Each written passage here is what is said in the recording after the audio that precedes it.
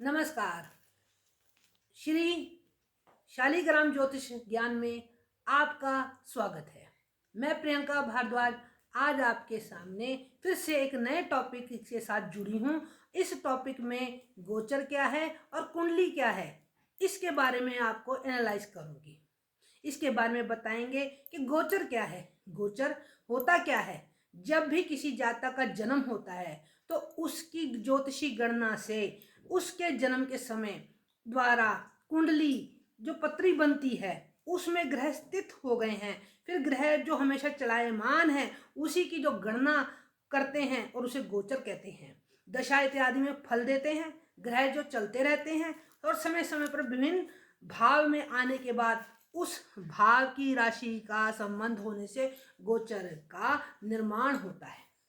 गोचर लगन कुंडली में चंद्रमा से देखते हैं। जन्म के समय चंद्रमा जिस नक्षत्र में होता है उस नक्षत्र की दशा, जिसे विषुवंतरी दशा की गणना कहते हैं, उससे देखते हैं। चंद्रमा मन का कारक है।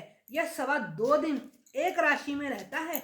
इस गोचर का की गणना सिर्फ फल दीपिका में है, पराशर या ब्राह्मीर में नहीं है। ये थी गोचर के बारे में आपको दी हुई जानकारी। आपको कैसी लगी इसके बारे में हमें जरूर बताइएगा। इसे लाइक कीजिएगा, इस चैनल को सब्सक्राइब भी कीजिएगा और इसे शेयर भी कीजिएगा। और अब आपको बताते कुंडली क्या है। वे कुंडली कहते किसे हैं, कैसे बनती है। कुंडली का पूर्व जन्म के कर्मों का प्रतिफल है, यानी इस जन्म से उसका रिलेशन पिछले जन्म के कर्मों के फल से प्रतिफल है।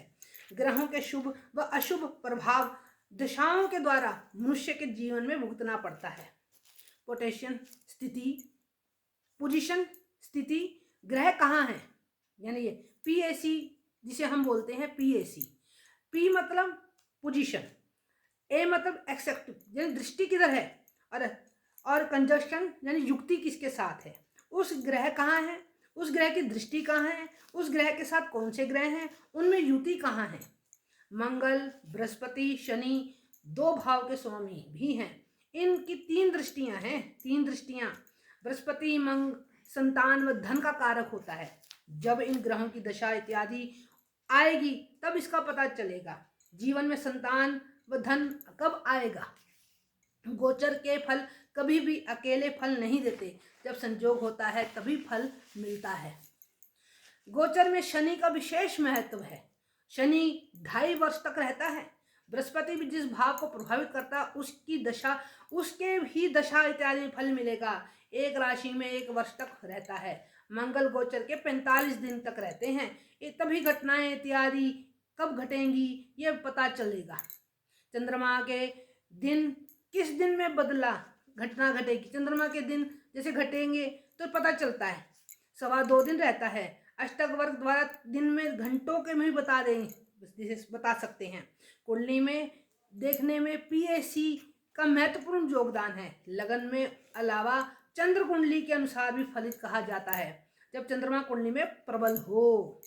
शुभ गोचर की स्थिति तब होती है जब चंद्रमा भी सूर्य से 3, 6, 10, 11 भाव में गोचर करे तो शुभ फल देगा।